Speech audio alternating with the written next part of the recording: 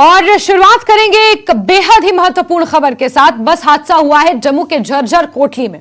यात्रियों से भरी एक बस सड़क से लुढ़ककर खाई में जा गिरी, जिसमें 10 यात्रियों की मौत हो गई है। 55 यात्री इसमें जख्मी बताए जा रहे हैं। घायलों में कुछ की हालत बहुत गंभीर है। घायलों को जीएमसी अस्पताल में भर्ती किया गया है। बस अमृतसर से कटरा जा रही थी। यात्री वैष्णो देवी मंदिर दर्शन के लिए जा रहे थे। बीच रास्ते में ही ये बस दुर्घटनाग्रस्त हो गई है। तस्वीरें आपको घटनास्थल से दिखा रहे हैं। ये झज्जर कोटली की तस्वीरें हैं। अमृतसर से कटरा जाते वक्त ये बस हादसे का शिकार हुई है। अल सुबह की ये घटना है। 75 यात्री इस एक बस में भरे हुए थे।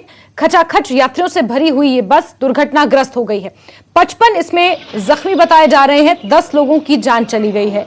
जो जख्मी हैं उनमें से भी कुछ लोगों की हालत बेहद गंभीर इस वक्त बनी हुई है। जीएमसी में उन्हें इलाज के लिए भर्ती किया गया है। बेहद दुखद भरी खबर है, जहां यात्रियों से भरी बस दुर्घटनाग्रस्त हुई है। 2 तस्वीरें लगातार आपको दिखा रहे हैं। कुछ बच्चे भी इसमें शामिल थे, कुछ बुजुर्ग इसमें शामिल थे। बेहद दर्दनाक ये तस्वीरें हैं और बस हादसे का शिकार हुई है। कुछ गंभीर रूप से इसमें जख्मी हैं, जिनकी जान बचाने की कोशिशें लगातार डॉक्टर्स द्वारा की जा रही हैं। बिहार के लखीसराय के ये सब रहने वाले थे। 75 यात्रियों से भरी हुई ये बस माता वैष्णो देवी के दर्शन करने जा रही थी और अचानक ये हादसे का शिकार हो गई। हादसा किस वजह से हुआ? ओवर स्पीडिंग की वजह से, ओवरलोडिंग की वजह से, ब्रेक फेल होने की वजह से, ड्राइवर को नींद आ गई। ये कई कारण हैं जिन पर जांच होगी और फिर मुख्य कारण स्पष्ट हो पाएगा। लेकिन 2 तस्वीरें लगातार इस वक्त आपके टीवी स्क्रीन पर आप देख पा रहे हैं। पहली तस्वीर घटनास्थल की है, जहां पर झज्जर कोटली के पास ये बस अचानक दुर्घटनाग्रस्त हो गई। बस खाई में जा गिरी और 55 यात्री जख्मी हुए हैं। 10 लोगों की जान चली गई है। दूसरी तस्वीर जीएमसी के बाहर की है, जहां इन सभी घायल यात्रियों को पहुंचाया जा रहा है। इनका इलाज, इनका उपचार यहां पर जारी है। दुखद भरी खबर इसलिए भी है क्योंकि बहुत मासूम बच्चे और कुछ बूढ़े भी इस दुर्घटना का शिकार हुए हैं।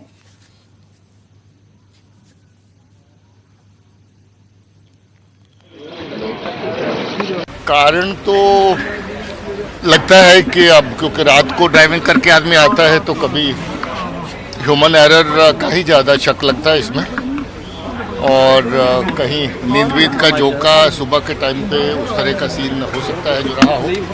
दूसरा जो कलवर्ट जहाँ से रेस्ड रोड है, काफ़ी फ्लाईओवर तरह की रोड है जहाँ से जो नीचे गिरी है बस, तो वो भी लगता है कि स्पीड भी ज़्यादा हो सकती है कहीं, मगर ये चीज़ें तो अभी इन मटीरियल और इन्वेस्टिगेशन का हिस्सा है। मगर अनफॉर्चुनेट पार्ट ये है कि काफ़ी लोगों की जान इसमें गई है और बड़ा ख़तरनाक फैटल एक्सीडेंट रहा, जिसमें अच्छी बात है कि लोग ज़्यादा दूर नहीं थे, हॉस्पिटल जल्दी पहुंचे हैं। हॉस्पिटल में केयर बहुत अच्छी मिली है और मोस्ट ऑफ द पेशेंट जो इस वक्त हैं वो एकदम अंडर ट्रीटमेंट है, अंडर ऑब्जर्वेशन है। 2-3 जो क्रिटिकल लोग हैं उनको भी बड़ा अच्छा ख्याल किया जा रहा है और मुझे उम्मीद है कि जो लोग हॉस्पिटल तक ठीक पहुंचे हैं वो सही सलामत जहां से डिस्चार्ज होंगे। अनफॉर्चुनेटली जिन लोगों की जान गई है, हम लोग उन परिवारों के साथ अपनी हमदर्दी पेश करते हैं और हम लोग अपनी तरफ से जो भी ज़रूरत है मदद करने की, बाकी चीज़ें की, सिविल एडमिनिस्ट्रेशन जहाँ पर है, पुलिस के सब लोग जहाँ पर हैं, हॉस्पिटल की एडमिनिस्ट्रेशन इसको अच्छे से देख रही है। हम लोग बेस्ट पॉसिबल केयर इनको देने की कोशिश कर रहे हैं।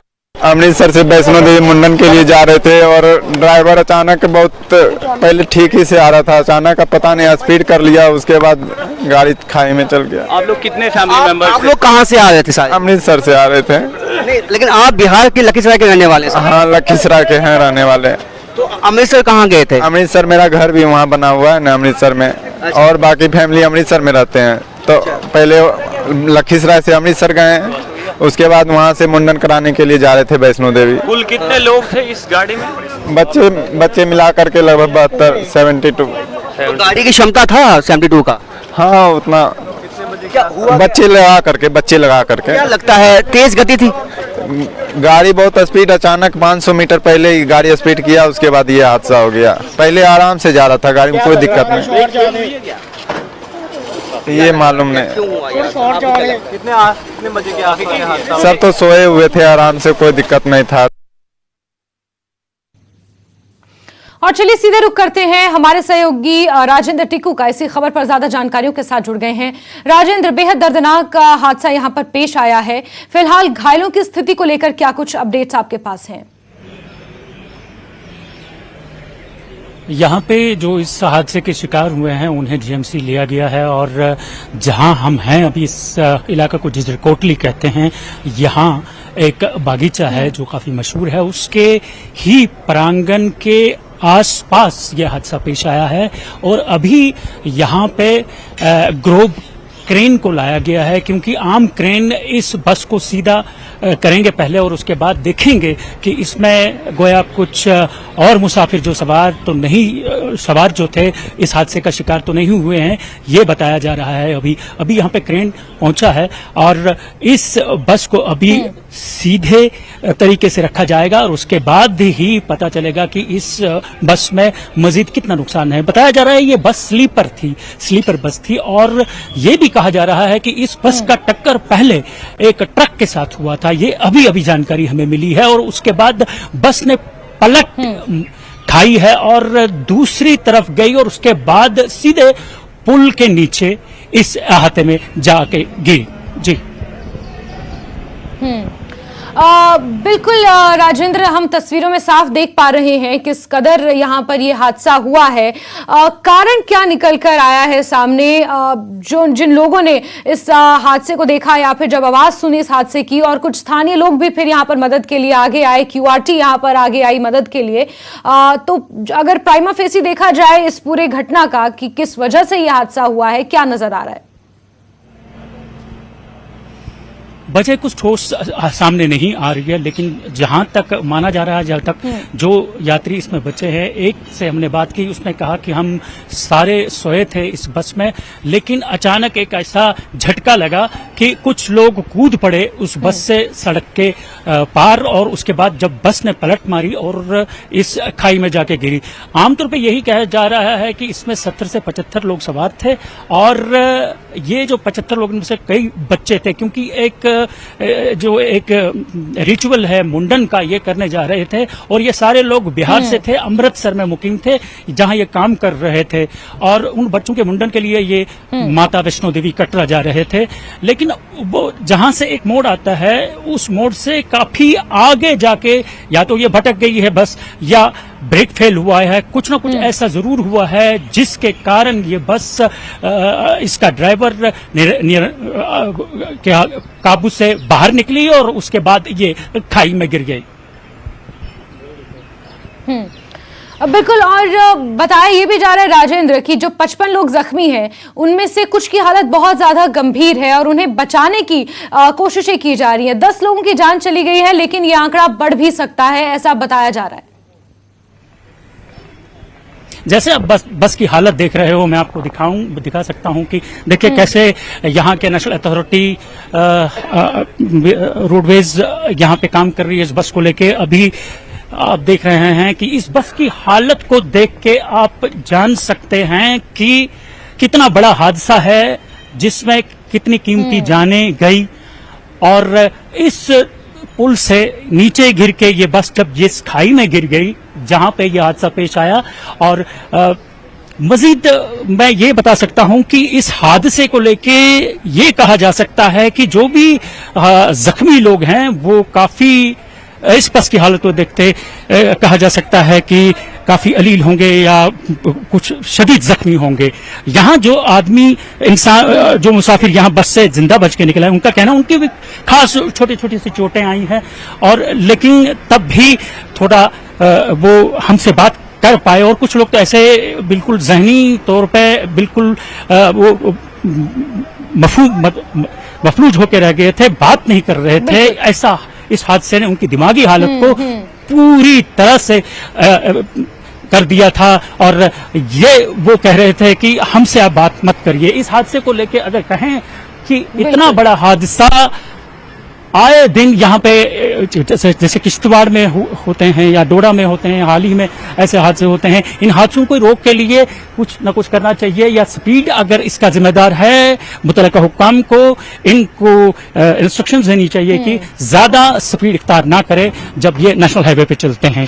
बिल्कुल राजेंद्र, और इस हादसे में जो जख्मी हुए हैं उनसे भी बातचीत करने की जब कोशिश की गई तो उन्होंने भी यही कहा कि हो सकता है शायद ओवर स्पीडिंग की वजह से यहाँ पर यह हादसा हुआ होगा। और डीजीपी दिलबाग सिंह का भी इसको लेकर हमने बयान सुना, उन्होंने भी यही जिक्र किया कि या तो ओवर स्पीडिंग या ओवरलोडिंग की वजह से यह हादसा पेश आया होगा, क्योंकि अल सुबह का यह हादसा है। तो सुबह के वक्त जिस तरीके से यह भी माना जा रहा है कि रात में यह बस अमृतसर से चली थी, हो सकता है ड्राइवर की आंख लग गई हो और अचानक उसने सूझबूझ अपनी खो दी हो और इस वजह से ये बस जो है खाई में पलट गई है।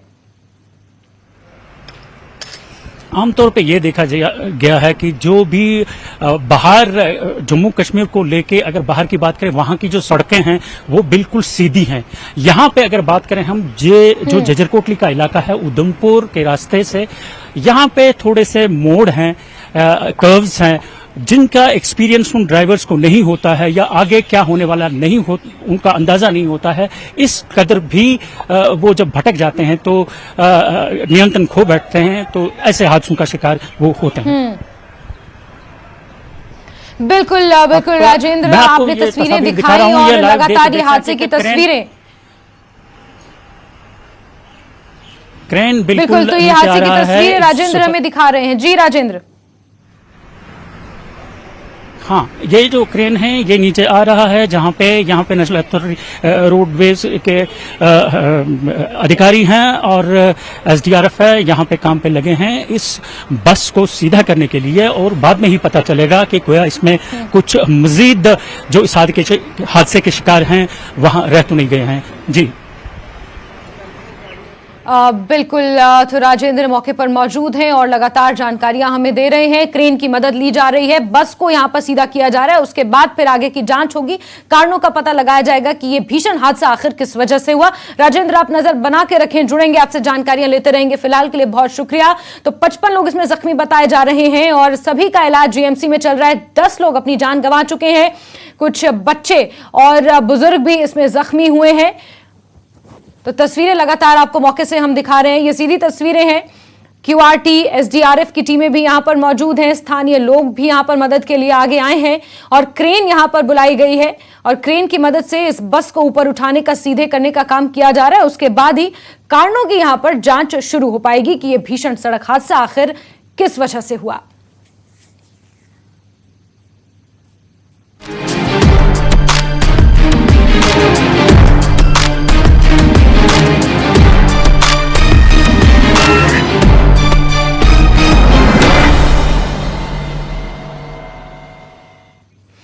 और खबरों का सिलसिला जारी है, लेकिन वक्त एक बहुत ही छोटे से ब्रेक का। के नियमों को आसान बनाने, कंसल्टेशन फीस में बढ़ोतरी जैसी 15 मांगों को लेकर आंदोलन करने की तैयारी की है। बिजली की बढ़ती हुई कीमतों के दरमियान राजस्थान के एनर्जी डिपार्टमेंट ने ग्राहकों को रिलीफ देने की सिमत एक कदम उठाया है। जयपुर डिस्कॉम ने बैंक रेट के मुताबिक बिजली उपभोक्ताओं की जमा राशि पर सूद अदा करने का फैसला किया। राजस्थान के ट्रांसपोर्ट डिपार्टमेंट ने एक आदेश जारी किया है जिसके तहत 12वीं क्लास तक के तमाम स्कूलों में बच्चों की बसों में सीसीटीवी कैमरे लगाने होंगे, जिसको सीधे तौर पर स्कूल के कंट्रोल रूम से निगरानी। चूर्ण, पेट सफा तो हर रोग दफा।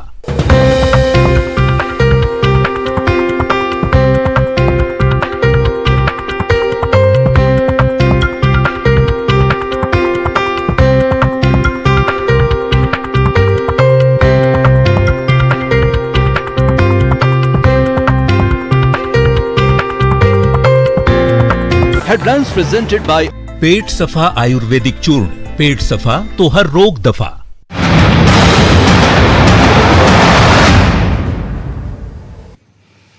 आगे बढ़ते ब्रेक के बाद कश्मीर में एक बार फिर टारगेट किलिंग देखने को मिली है। अनंतनाग में आशाजीपुरा में आतंकियों ने एक नागरिक की गोली मारकर हत्या कर दी।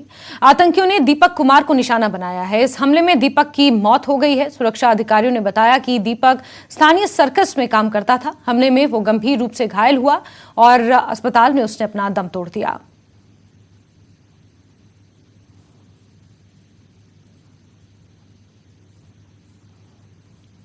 ये हमें कल शाम को ही पुलिस द्वारा हमें ये जानकारी मिली है, कुछ 7-8 बजे शाम को। और हम जब फिर पुलिस वालों के साथ यहाँ आए थे, हम जहाँ पहले हमें भी नाम का तो हमें भी डाउट था कि इनका तो नाम हमें पता था, इनसे तो हमें जान पहचान है, लेकिन लड़के का नाम सही एग्जैक्ट में नहीं पता। फिर पहले हमने यहाँ आके वेरीफाइड किया कि सच में यही है। जब पता चला तो दुख तो था। फिर हम 12 बजे का टाइम तो हम इनको बता भी नहीं सके कि सोए होते थे। चलो सुबह फिर इनको मैसेज दिलवाया हमने, बताया। काफी दुख होता है जब ऐसी घटनाएं सुनते हैं आपके माध्यम से, सरकार से, एलजी हिसाब से भी, कि जो भी निर्णय लेना है कि आप भी दिखाएं कि आप इस समय किस जगह पे हैं। हम सारी मतलब पूरा हिंदुस्तान इनके साथ है, सरकार के साथ भी है। एक बार एक डिसीजन लेके इनको एक बार ही खत्म कर दें, फिर दोबारा ऐसी नौबत ना आए। दीपक कुमार की टारगेट किलिंग के बाद यहाँ पर जो सर्च ऑपरेशंस है उनमें शिद्दत लाई गई है और पूरा जो इलाका है वो अब भी कॉर्डन ऑफ है। और आप देख सकते हैं कि किस तरह से जम्मू कश्मीर पुलिस के साथ साथ जो सीआरपीएफ है वो भी इस ऑपरेशन में शामिल है। और ये कोशिश की जा रही है कि जो इस हमले में मुलव्वस अफराद है उनको जल्द से जल्द काबू किया जाए, उनका सुराग लगाया जाए। और हालांकि कहना है पुलिस सोर्सेज का कि जो लीड्स है इस हवाले से हासिल हो चुकी है, लेकिन उन लीड्स को शेयर नहीं किया जा सकता। और आप देख सकें कि किस तरह से जो सर्कस है उसको किस तरह से कॉर्डन ऑफ किया गया है और पूरा जो यहाँ पर लोग रह रहे हैं अंदर, तो उनको सेफ गार्ड करने की कोशिश की जा रही है। और उनके लिए एक एडवाइजरी भी जारी कर दी गई है कि वो फिलहाल इस सर्कस से बाहर ना निकले। और हम आपको बता दें कि ये वो एरिया है, ये वो पुल है जहाँ पर दीपक कुमार की डेड बॉडी जो है वो यहाँ से बरामद हुई थी। और जिसके बाद इसके बिल्कुल उस दीवार के उस साइड में जो है गवर्नमेंट मेडिकल कॉलेज अनंतनाग है और उस दीपक कुमार को यहाँ से जीएमसी मुंतकिल किया गया। और ये कोशिश की गई कि उसकी जान किसी न किसी तरीके से बचाई जाए, लेकिन अस्पताल पहुँचते ही दीपक कुमार को डॉक्टरों ने मुर्दा करार दिया और इस पुल पे उसकी बॉडी मिली थी। और जिसके बाद पुलिस ट्वीट आया और पुलिस ट्वीट में ये तस्दीक की गई कि जो यहाँ पर मिलिटेंट है उन्होंने स्ट्राइक किया और दीपक कुमार को गोली का निशाना बनाया गया। और हम आपको बता दें कि दीपक कुमार की बॉडी जो है वो उधमपुर शिफ्ट कर दी गई है हॉस्पिटल से। और उनके साथ उनकी जो बीवी है बताया जा रहा है कि वो हामिला है और वो भी उनके साथ है। और फिलहाल आप इस पूरे एरिया को देख सकते हैं, इस पूरे सर्कस को, कि किस तरह से गम का माहौल छाया हुआ है। और पुलिस ने इस पूरे एरिया को कॉर्डन में रखा है और ये एडवाइजरी जारी कर दी गई है कि इस फिलहाल वहां से कोई बाहर ना निकले। और यहाँ से भी जो सर्कस के अंदर जाने की अगर कोई कोशिश करता है तो उसको रोक दिया जाता है। और फिलहाल हम ये कह सकते हैं कि जो अभी इन्वेस्टिगेशंस है वो जारी है और पुलिस इस केस को सुलझाने में लगी हुई है।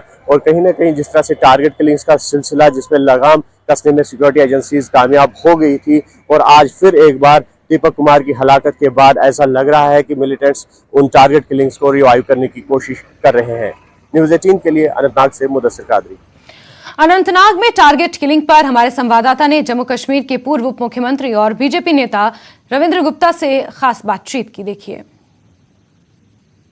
एक और किलिंग हुई है और ये कहीं ना कहीं सिक्योरिटी फोर्सेस गवर्नमेंट के लिए एक तशवीश की लाक है। आम लोग भी इससे परेशान है और खासकर जो माइनॉरिटीज से ताल्लुक रखने वाले लोग हैं जो कश्मीर में पोस्टेड है, पीएम पैकेज एम्प्लॉयज और जो आउटसाइडर्स हैं, उनके लिए ये बहुत ज्यादा एक तशवीश की बात हो रही है क्योंकि टारगेट किलिंग्स का सिलसिला फिर एक बार शुरू हुआ। मेरे साथ इस पर बात करने के लिए है बीजेपी के सीनियर लीडर और farmer deputy chief minister Kavinder Gupta. मैं उन्हीं से जानूंगा गुप्ता साहब, फिर एक बार किलिंग हुई है, फिर एक बार टारगेट किलिंग, सिलसिला थमने का नाम नहीं ले रहा है, बहुत तशवीश है माइनॉरिटीज में जो वहां पे है। देखिए, जहां तक आतंकवाद का सवाल है, हमें ये समझना होगा कि ये एक कोल्ड वार है और लगातार जारी है। सुरक्षा बलों ने अपनी जान पर खेल करके बहुत अच्छा काम किया है और कश्मीर में पत्थरबाजी, आतंकवाद, रोजमर्रा के जो कैलेंडर जारी होते थे, लाखों की तादाद में सड़कों पर लोगों का आना, आज उस पर लगाम लगी है। लेकिन आज भी कुछ अंडरग्राउंड ओवरग्राउंड वर्कर्स बन करके वहां पर आतंकवादियों के जो समर्थक हैं काम करते हैं, उनको इंफॉर्मेशन वगैरह देते हैं। वो जानबूझ करके खबर बनाने के लिए इस प्रकार की घटनाओं को अंजाम देते हैं। कल जो दीपू का वहां पर शहादत हुई है, अपने आप में बड़ी दुख की बात है।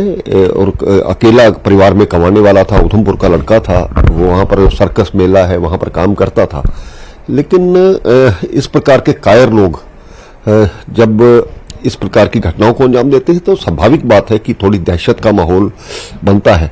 लेकिन इसमें हम ये नहीं कह सकते कि सरकार की तरफ से, सुरक्षा बलों की तरफ से कोई कहीं खामी रही हो, कोई कमी रही हो। तो कुल मिलाकर के जल्द ही उनको मार भी गिराया जाएगा, लेकिन कुछ लोग जो अभी भी बचे हैं उन पर भी कार्रवाई करने की। आपको नहीं लगता है कि ऐसे जो एक आम इंसान की शहादत होती है, एक इंसान मारा जाता है, क्या किसी भी रिलीजन का, ये एक कंसर्न है और इस कंसर्न को मिटाने की और सरकार को, सिक्योरिटी फोर्सेस को और तेजी से काम करना पड़ेगा, जड़ों तक जाना पड़ेगा। देखिए, समय समय पर रणनीति भी चेंज की जाती है। ये टारगेट किलिंग का जो नया सिलसिला शुरू हुआ था, इस पर भी ऐसा नहीं है कि एजेंसीज, खुफिया एजेंसियों ने वहां अपने लोग नहीं लगाए होंगे। ठीक है कि जो लोग वहां पर हमारे माइनॉरिटीज के एम्प्लॉइज हैं, उनको टारगेट किया जाता है, दहशत बनाने की माहौल पैदा किया जाता है। लेकिन एक बात यह भी कहना होगा कि अगर हम सभी को यहां बुला लेते हैं, ट्रांसफर कर देते हैं, वो मिलिटेंसी के आगे सरेंडर करना होगा। सरकार सोच समझ करके कोई भी कदम उठाती है तो मुझे विश्वास है कि जिस प्रकार से हमारे सुरक्षा बल काम कर रहे हैं कश्मीर में, तो आने वाले दिन अच्छे दिन आएंगे। वहीं नेशनल कॉन्फ्रेंस के वरिष्ठ नेता और पार्टी के जम्मू प्रांतीय अध्यक्ष रतन लाल गुप्ता ने अनंतनाग में टारगेट किलिंग पर गंभीर चिंता व्यक्त की है। इसे गंभीर मुद्दा बताते हुए उन्होंने सरकार से कश्मीर में सक्रिय आतंकी ढांचे के खिलाफ कड़ी कार्रवाई करने का आग्रह किया। उन्होंने ये भी मांग की कि कश्मीर घाटी में तैनात पीएम पैकेज और अन्य अल्पसंख्यक समुदाय के कर्मचारियों के लिए पर्याप्त सुरक्षा दी जाए।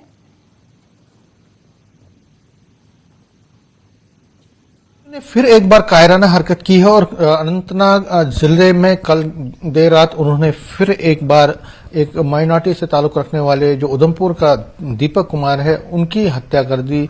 वो एक लेबर के तौर पर वहां काम कर रहे थे और इस तरह से टारगेट किलिंग का सिलसिला जो कुछ दिन तक थम गया था, फिर एक बार वो शुरू हुआ है।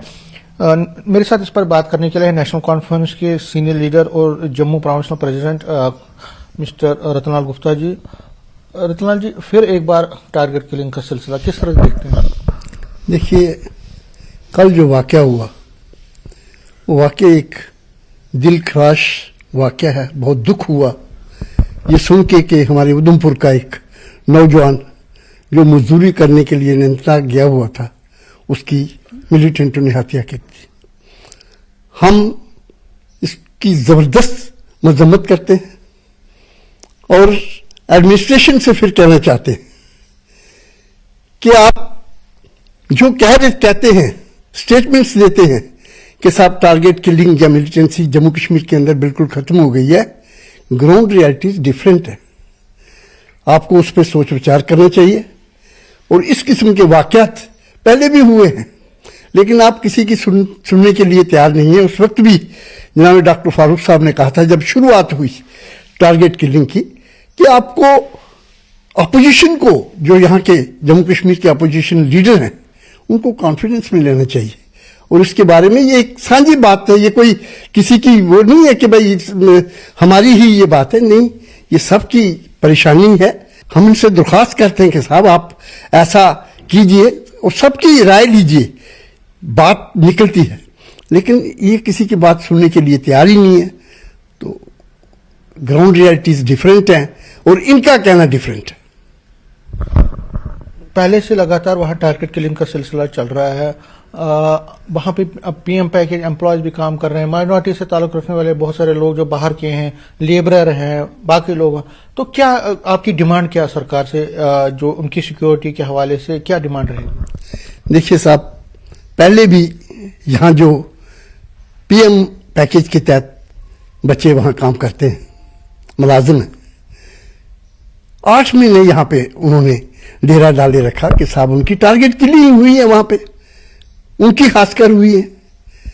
और उसके अलावा जो दूसरे हमारे मुलाजमीन जम्मू के थे उनकी भी टारगेट किलिंग हुई। तो उन्होंने भी यहाँ पे बहुत दिन यहाँ पे धरने दिए, लेकिन सुनाएं किसको, सुनने वाला कोई नहीं। और आज वो रिस्क में वहां पे गए हुए हैं, प्रोटेस्ट में से गए हुए हैं। भगवानी है उनका, मैं तो समझता हूं, लेकिन सरकार को पुख्ता इंतजाम करने चाहिए ताकि किसी का कोई नुकसान ना हो, जिससे लोग वहां जो गए हुए हैं, जो वहां काम कर रहे हैं, वो बेखौफ होकर काम करें। और आतंकवाद के खिलाफ आपको लगता है कि एक निर्णायक जंग लड़ने की भी अब जरूरत है? जो नेटवर्क है, क्योंकि धमकियां मिलती हैं सोशल मीडिया पे, नई नई ऑर्गेनाइजेशन जो आउटफिट्स हैं आतंकवादियों की वो नमूदार हो रही हैं, तो इस पे गहराई से मंथन करने की जरूरत है। देखिए, मैं फिर यही कह रहा हूं कि यहां पे एलजी सरकार को, एडमिनिस्ट्रेशन को, सेंट्रल गवर्नमेंट की जो एजेंसीज हैं, जो अब पिछले दिनों पुंछ राजौरी में क्या हुआ, वहां तो आर्मी के लोगों को मारा गया। उससे पहले वहां जो वाकयात हुए, सिविल किलिंग हुई है, लोग नहीं मिले उनको, वो मिलिटेंट नहीं मिले जिन्होंने वाकयात किए। तो हमारा कहने का मकसद है साहब कि आप सोच विचार कीजिए, संजीदगी से सोच विचार कीजिए कि ये एक मसला है, इसको कैसे हल करना है। तो इसके लिए तो सरकार को चाहिए कि भाई अपोजिशन को कॉन्फिडेंस में ले। क्यों घबराते हैं वो, मुझे समझ नहीं चल रही है। न्यूज 18 से बात करने के लिए शुक्रिया। कैमरामैन साहिबा के साथ में समीर भट्ट, न्यूज 18 जम्मू। सकती है आए दिन